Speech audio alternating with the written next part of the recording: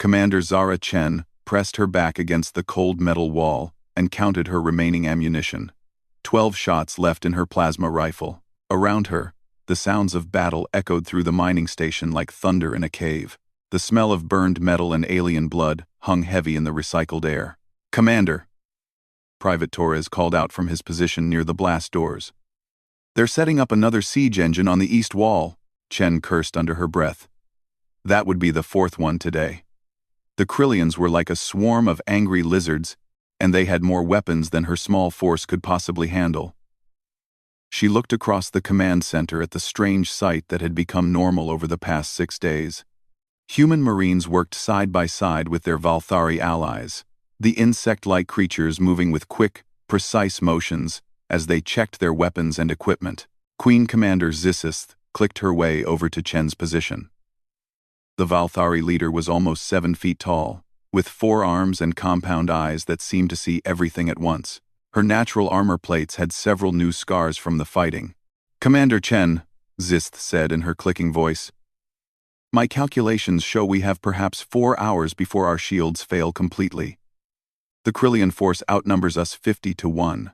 Logic suggests we should consider surrender." Chen shook her head. "We've been over this. Surrender means slavery for my people and death for yours. Neither of those options work for me." The Valthari's mandibles clicked in what Chen had learned was their version of a smile. "Your species continues to surprise mine, Commander. Any logical race would have given up days ago, yet here you stand, planning to fight an unwinnable battle. Maybe that's why humans and Valthari make good allies," Chen replied. "You think through every problem, and we're too stubborn to quit when the thinking says we should." A massive explosion shook the station, and chunks of ceiling fell around them. Through the reinforced windows, Chen could see the Krillian army spreading across the mining fields like a dark tide. Their war machines looked like living things, grown rather than built. Biomechanical creatures the size of tanks crawled forward on multiple legs, their weapons glowing with energy. Chen's second-in-command, Lieutenant Rodriguez, approached with a grim expression. "Ma'am, we just lost contact with Section C. That's the last of our outer defenses." "How many do we have left?" Chen asked. 47 humans, 23 Valthari. We're down to emergency power in most sections." Chen nodded. It wasn't good news, but it wasn't a surprise either. They had been fighting a losing battle since the Krillians arrived in orbit 6 days ago. The enemy had destroyed their ships, cut off their supply lines, and systematically destroyed every defensive position around the mining complex. The Krillians were good at war. Their entire society was built around conquest and domination. They had been expanding across this part of the galaxy for decades, enslaving every species they encountered. Most civilizations surrendered without a fight once they saw the size of a Krillian war fleet. But humans were different. Chen and her Marines were part of the Terran Colonial Defense Force, and they had been trained to hold the line no matter what. The mining colony on Kepler 442b was too important to lose. The rare Earth elements they extracted here were needed for humanity's faster-than-light drives. Without them, human expansion into space would stop completely. Another explosion, closer this time. Chen could hear the distinct sound of Krillian plasma weapons burning through the station's outer hull. The enemy was getting ready for their final assault. "Commander," came a voice from the communications station. Corporal Kim was hunched over his equipment, adjusting frequencies with practiced skill. "I'm picking up something strange on the emergency channel." Chen moved over to the communication station. "What kind of strange?" "It's encrypted with our highest military codes." "But that's impossible. The nearest human fleet is 6 months away." Kim played the message. Through the static, Chen heard a voice she recognized. "Admiral Hayes, commander of Earth's 3rd Assault Fleet. Storm clouds gathering. Thunder in 72 hours. Hold the line." The message was short, but Chen felt her heart skip a beat. Admiral Hayes had been her instructor at the military academy years ago. She knew his voice, knew his way of speaking in code. But it made no sense. Earth was impossibly far away. "Could it be fake?" Rodriguez asked. "Maybe the Krillians are trying to trick us." Chen studied the authentication codes. They were real, and they were recent. No, this is genuine. But I don't understand how. Queen Commander Xisth had been listening with interest. Commander, what does this message mean to your people? It means reinforcements are coming, Chen said. But the math doesn't work. No ship can travel from Earth to here in 72 hours. It would take months, even with our best technology. The Valthari's compound eyes reflected the light from the communication screens. Yet, your admiral chose to send this message. Perhaps humans have capabilities that are not widely known? Before Chen could answer, the blast doors exploded inward. Krillian shock troops poured through the breach, their reptilian faces twisted with battle rage. These weren't the normal Krillian soldiers, they were the elite units, each one standing 8 feet tall and covered in natural armor scales. Defensive positions, Chen shouted. The command center erupted in gunfire. Human plasma rifles and Valthari energy weapons lit up the room like deadly fireworks. The Krillians moved fast, but they were walking into a carefully prepared kill zone. Chen and her people had been planning for this moment. War Chief Thraxmore stepped through the breach, his massive form blocking the doorway. The Krillian leader was almost 9 feet tall, with scars covering his armor-like skin. In his clawed hands, he carried a weapon that looked like it could punch holes through tank armor. Humans, Thraxmore roared in accented English. You have fought well, but this ends now. Surrender, and your deaths will be quick. Chen raised her plasma rifle and aimed it directly at the war chief's head. Here's my answer. She pulled the trigger, and the battle for the command center began in earnest. Around her, humans and Valthari fought side by side against an enemy that should have been impossible to defeat, but Chen held on to Admiral Hayes' message like a lifeline. Storm clouds gathering, thunder in 72 hours. She just had to keep her people alive for 3 more days. Somehow, some way, help was coming. Chen didn't understand how, but she believed it with every fiber of her being. The war for Kepler 442b was about to change in ways no one could imagine. 3 days had passed since Admiral Hayes' strange message, and Commander Chen was starting to think it had been a cruel joke. The Krillian assault had grown more intense with each passing hour. Now, as she crouched behind an overturned table in what used to be the mining station's cafeteria, she could hear the enemy's biomechanical war machines tearing through the outer walls like paper. The creatures were nightmares made real. Each one was the size of a small building, with multiple legs that ended in drilling claws. Their bodies pulsed with organic life, but their weapons were pure destruction. Chen watched through a crack in the wall as one of them punched a hole straight through 3 feet of reinforced metal with a single blast from its main gun. How many people do we have left? She asked Lieutenant Rodriguez, who was bandaging a wound on his arm. 31 humans, 15 Valthari. Rodriguez replied grimly. We lost another section when they brought down the north wall. Chen nodded. In 3 days of fighting, they had lost more than half their people. Every hour brought fewer defenders and more enemies. The Krillians seemed to have an endless supply of soldiers and war machines. Private Jackson stumbled into their position, his young face covered in dust and blood. He was barely 19 years old, fresh out of basic training, when this nightmare began. Now he moved like a veteran, checking corners and keeping his weapon ready. Commander, Jackson said, breathing hard. They're setting up for a final push. I count at least 50 heavy units moving toward the central complex. Queen Commander Xisth clicked her way over to their group. The Valthari leader had lost one of her arms in yesterday's fighting, but she still moved with deadly grace. Commander Chen, my people have a saying. When the hive is lost, the warrior queens sing their death songs and die with honor. We're not dead yet, Chen said firmly. Perhaps not, Xisth replied. But mathematics are absolute. They have overwhelming numbers, superior weapons, and control of the orbital space around this planet. We have bravery and determination. In most equations, that is not enough. Chen couldn't argue with the logic. The Valthari were natural tacticians, bred for defensive warfare over thousands of years. If Xisth said their position was hopeless, it probably was. But humans had never been good at accepting the impossible. A new sound echoed through the station, different from the explosions and weapons fire. It was a deep, rhythmic pounding, like a giant hammer hitting metal. Chen realized what it was and felt her stomach drop. "They're using siege rams," she said. "They're going to break through the main blast doors." The central complex where they had made their last stand was the heart of the mining operation.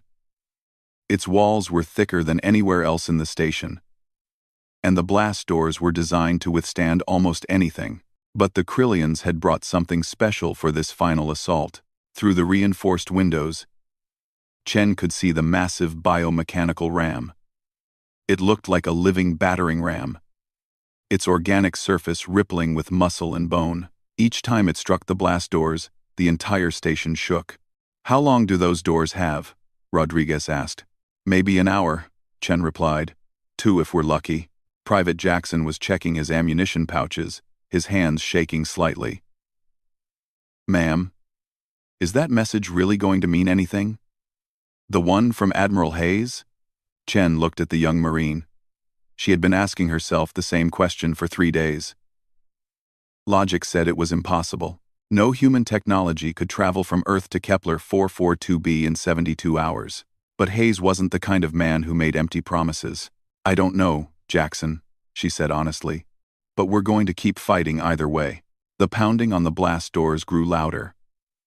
Each impact sent vibrations through the floor that Chen could feel in her bones. Mixed with the sound were the war cries of Krillian soldiers, a harsh clicking noise that sounded like breaking glass. War Chief Thrax Moore's voice echoed through the station's communication system. "Humans, you have fought longer than expected, and my warriors respect your courage. But this foolishness ends now. Surrender, and you will be granted the honor of slavery. Continue to resist, and you will be torn apart, piece by piece." Chen picked up the communicator and switched it to broadcast mode. "Thrax Moore, this is Commander Chen. Here's my counteroffer. Go back to whatever rock you crawled out from under, and we won't kill every last one of your soldiers." The war chief's laughter boomed through the speakers. "Your spirit amuses me, human. When I capture you, I will keep you alive long enough to watch your people become slaves." Chen turned off the communicator and checked her weapon. She had 8 shots left in her plasma rifle and 2 energy cells for her sidearm. Around her, the last defenders of Kepler 442b were making similar preparations. The Valthari had begun their death song, a low humming sound that vibrated through their chest plates. It was beautiful and sad, a melody that spoke of sacrifice and honor. Even though Chen couldn't understand the words, she felt tears in her eyes listening to it. "You know what I don't understand?" Rodriguez said suddenly. "What's that?" Chen asked. "Why they want this place so badly. It's just a mining colony. There are plenty of other worlds with the same resources." Queen Commander Sith stopped her death song long enough to answer. "It is not about the resources, Lieutenant. It is about the message. If humans can be defeated here, other species will know that Earth's colonies are vulnerable. Fear is a more powerful weapon than any gun." Chen understood. This wasn't just about Kepler 442b. This was about humanity's place in the galaxy. If the Krillians could destroy a human colony and enslave its defenders, other aggressive species would see humans as easy targets. Earth's expansion into space would end before it really began. The blast doors shuddered under another impact from the siege ram. Chen could see cracks appearing in the metal, small fractures that would soon become holes. Once those doors failed, the Krillians would pour into the central complex like water through a broken dam. 31 humans and 15 Valthari against 10,000 Krillians, Chen said out loud. "Those are terrible odds." Private Jackson managed a weak smile. "I've heard worse odds in stories, ma'am." "This isn't a story, Jackson. This is real life." "Yes, ma'am. But sometimes real life needs heroes too." Chen looked around at her people. They were exhausted, wounded, and running low on ammunition. They faced an enemy that outnumbered them hundreds to 1. In any logical universe, they should have surrendered days ago, but these were humans and Valthari. And neither species was particularly logical when it came to protecting what mattered. The blast doors shuddered again. and this time pieces of metal fell to the floor. Chen estimated they had maybe 20 minutes before the Krillians broke through. 20 minutes to hold the line. 20 minutes to prove that Earth's colonies were not easy targets. 20 minutes to show the galaxy that humanity would not go quietly into slavery. She raised her plasma rifle and aimed it at the cracking blast doors. Around her, 45 other weapons did the same thing. Storm clouds gathering, Chen whispered to herself. Thunder in 72 hours. The countdown was almost over. The blast doors exploded inward with a deafening crash. Metal fragments flew across the command center like deadly rain, and Commander Chen felt a sharp piece slice across her cheek. Through the smoke and dust, she could see the massive forms of Krillian shock troops pouring through the breach. "Here they come," Lieutenant Rodriguez shouted. Chen opened fire with her plasma rifle, the bright energy bolts lighting up the smoke-filled room. Around her, the last defenders of Kepler 442b did the same. The air filled with the sound of weapons, fire, and alien war cries. But something was wrong. The proximity alarms throughout the station had started screaming, their electronic voices cutting through the battle noise like knives. Chen had heard those alarms before, but never during ground combat. They were orbital detection systems, designed to warn of incoming ships. War Chief Thraxmore paused in the doorway, his massive form blocking the light from behind. The Krillian leader was listening to something through his communication device, his reptilian features twisted in confusion. "What trickery is this?" Thraxmore demanded in his harsh voice. "My orbital commanders report massive signatures, dropping out of faster-than-light travel directly above this world." Chen felt her heart skip a beat. Could it be? After 3 days of desperate fighting, was Admiral Hayes' impossible promise about to come true? Through the cracked windows of the command center, Chen saw something that made her breath catch in her throat. The sky was on fire, not from explosions or orbital bombardment, but from hundreds of controlled entries. Streaks of light were falling toward the planet like stars, each one trailing fire and moving with deadly purpose. "Hell pods," Chen whispered in amazement. Queen Commander Zissus, despite having never seen them before, understood immediately what she was witnessing. Orbital assault capsules. But the scale, there are hundreds of them. The first hellpod hit the mining station's outer perimeter with an impact that shook the entire complex. Chen had seen orbital drops before, but never anything like this. The pod didn't just land. It crashed through 3 levels of the station and kept going, boring deep into the rock below before coming to rest. Then it opened. What emerged from that first hellpod made Chen's colonial marine equipment look like toys. Earth's assault corps stepped onto Kepler 442b wearing powered armor that turned ordinary humans into walking tanks. Each soldier stood 8 feet tall in their gear, with weapons that hummed with barely contained energy. But it wasn't just one pod. Across the mining facility, dozens of hellpods were impacting simultaneously. Each one disgorged a full squad of Earth's finest soldiers, and they immediately began moving with a coordination that took Chen's breath away. War Chief Thraxmore was shouting orders through his communication device, trying to understand what was happening to his forces outside. The biomechanical siege engines that had been systematically destroying the station were suddenly under attack by enemies they couldn't see coming. Through the station's external cameras, Chen watched Earth's assault troops work. They moved like ghosts, appearing from nowhere to destroy Krillian positions with surgical precision. Their weapons seemed to adapt to whatever they were fighting, switching between different types of energy beams and projectiles based on the target. But the real shock came when Admiral Hayes' voice cut through every communication channel on the planet. It was broadcast on frequencies that shouldn't have been possible to access, reaching every radio, every communication device, every electronic system simultaneously. "This is Earth Assault Fleet Designation Hammerblow," the Admiral's voice said calmly. "We received your distress call 6 months ago. We've been traveling the whole time, through folded space." Folded space. Chen had heard rumors about experimental faster-than-light technology that could compress the distance between stars, but she thought it was science fiction. Apparently, Earth's military had been busy while the colonies struggled to defend themselves. Thraxmore's confusion was turning to anger. "Impossible! No species has such technology. My forces outnumber yours 10 to 1, His words were cut off by an explosion that shook the entire station. Through the windows, Chen could see one of the massive biomechanical war machines burning like a torch. Earth's assault troops had somehow destroyed in minutes what had taken her people days to barely slow down. The Krillian war chief was receiving more reports through his communication device, and his reptilian face was growing darker with each message.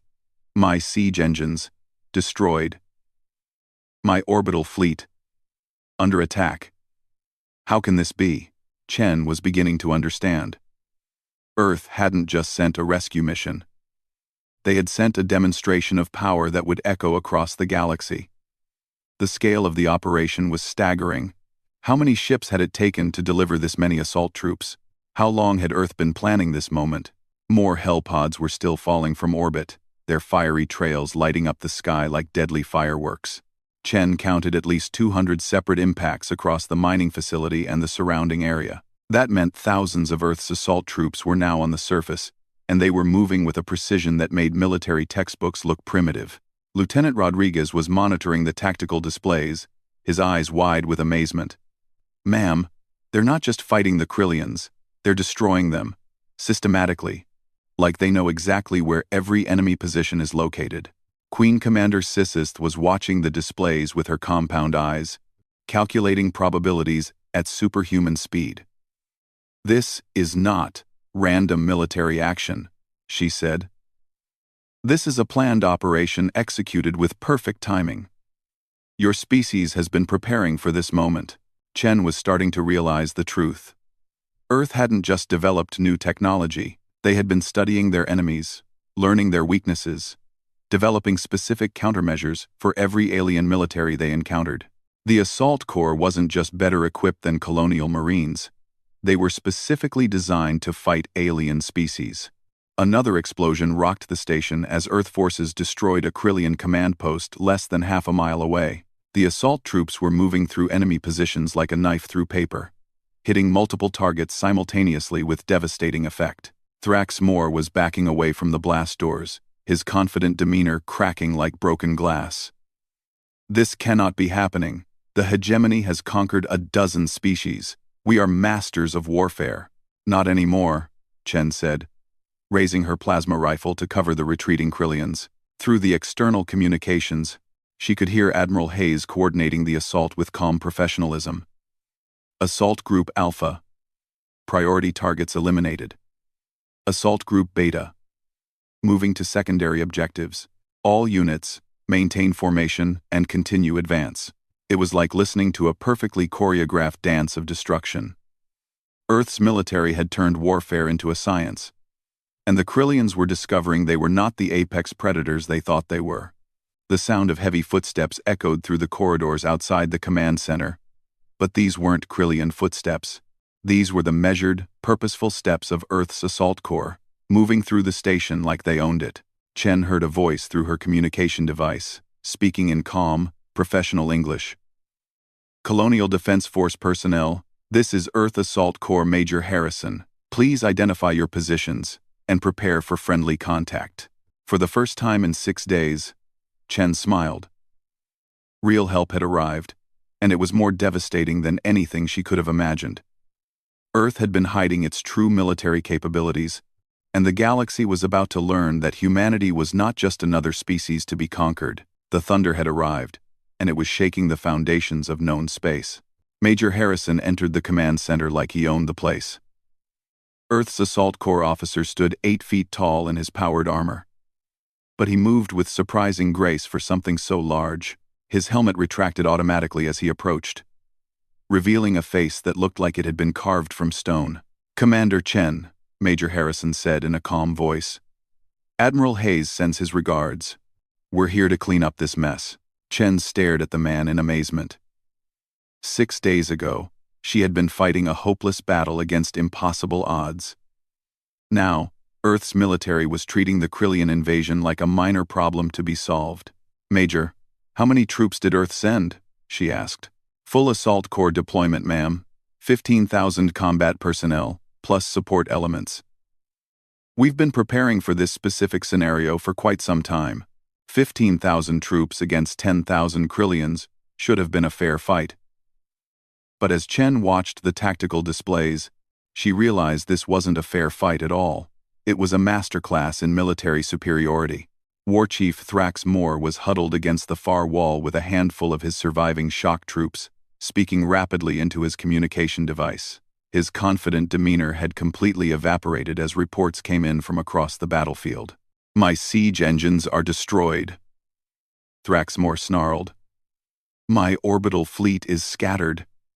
How is this possible? The hegemony has never faced such coordinated resistance."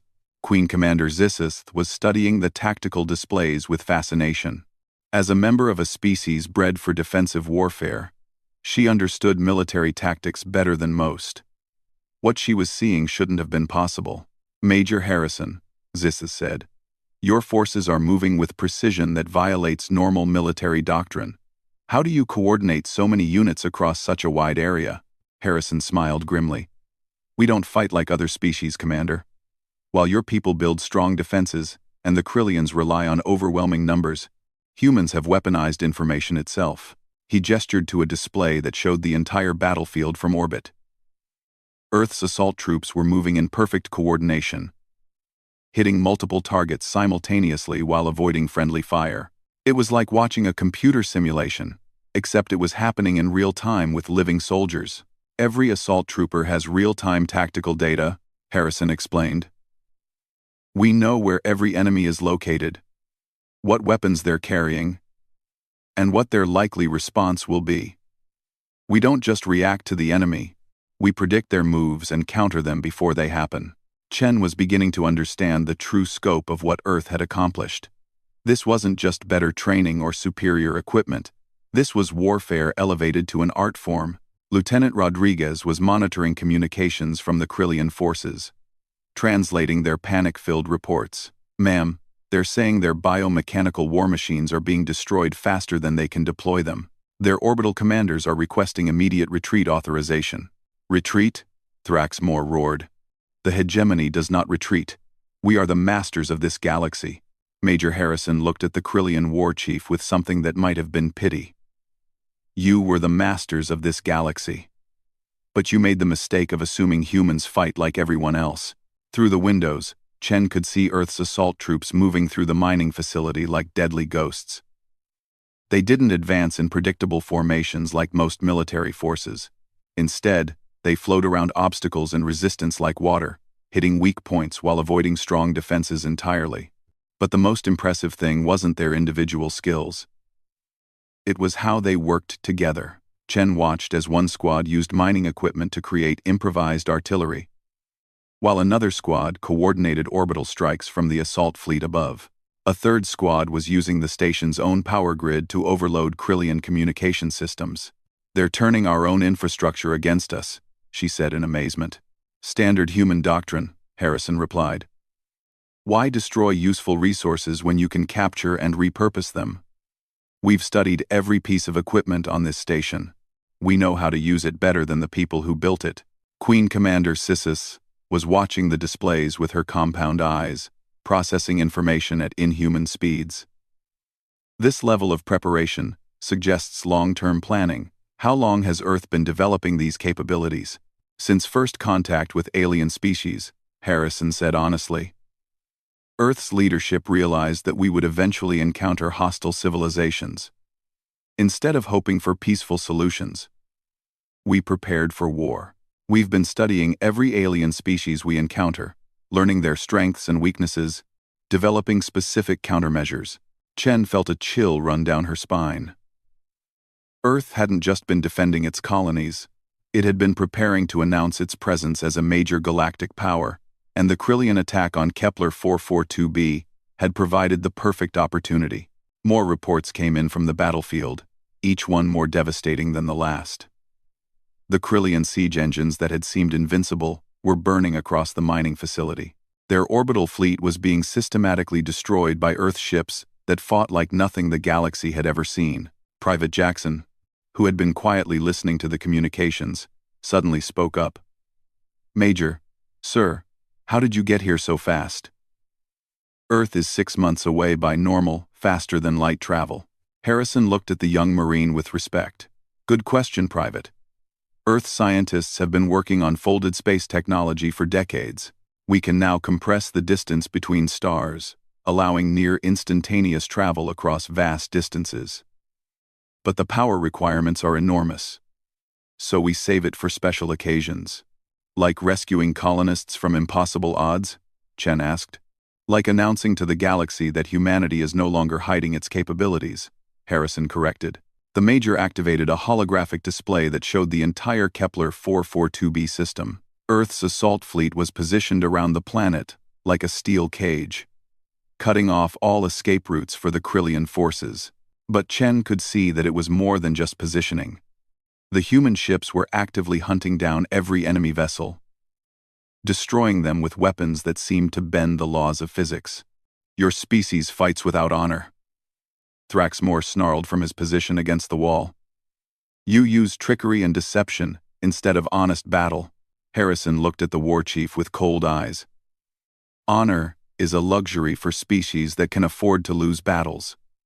Humans fight to win, and we do whatever it takes to protect our people. If that makes us dishonorable in your eyes, we can live with that. The final Krillian resistance was collapsing across the mining facility.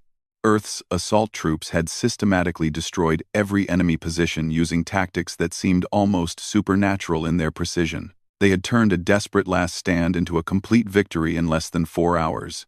But Chen was beginning to realize that the victory on Kepler 442b was just the beginning. Earth had revealed capabilities that would reshape the balance of power across the entire galaxy. Every aggressive species would now have to recalculate their expansion plans, knowing that humanity was watching and preparing countermeasures. Major, she said, what happens next?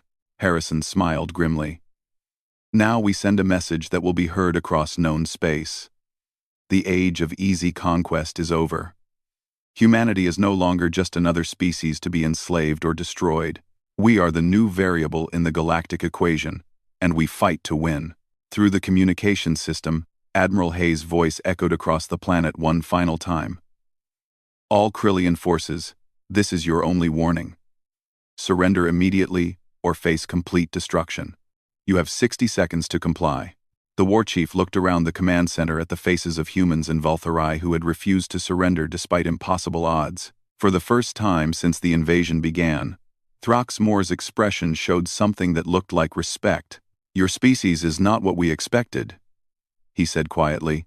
No, Chen replied. We're not. 3 days after the hellpods fell from the sky, Commander Zara Chen stood in the ruins of Mining Station Omega-7's command center and watched the last Krillian transport ship disappear into the darkness of space. The battle for Kepler 442b was over, but its consequences would echo across the galaxy for generations. Admiral Hayes had arrived on the surface that morning, his shuttle touching down in the same mining field where Krillian biomechanical war machines had once crawled like living nightmares. Now those same fields were marked with smoking craters and the twisted remains of alien technology that had been systematically destroyed by Earth's assault corps. Colonel Chen, Admiral Hayes said, approaching her position near the damaged windows. Chen still wasn't used to her new rank, promoted on the spot for holding the line during the impossible 6-day siege. Admiral, she replied, saluting crisply. Final casualty reports are in. We lost 28 humans and 11 Valthari during the siege. Earth forces lost 3 personnel during the assault phase. Hayes nodded grimly. Their sacrifice saved more than just this mining colony, Colonel.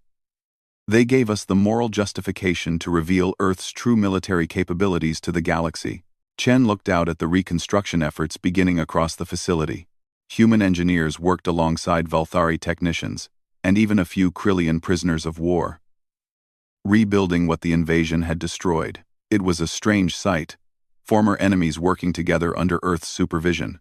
Queen Commander Zist approached their position, moving with the precise grace that all Valthari possessed. The insect-like commander had lost an arm during the fighting, but she wore the injury like a badge of honor. Admiral Hayes, Zist said in her clicking voice, the Valthari Collective has reached a decision regarding our future relationship with humanity.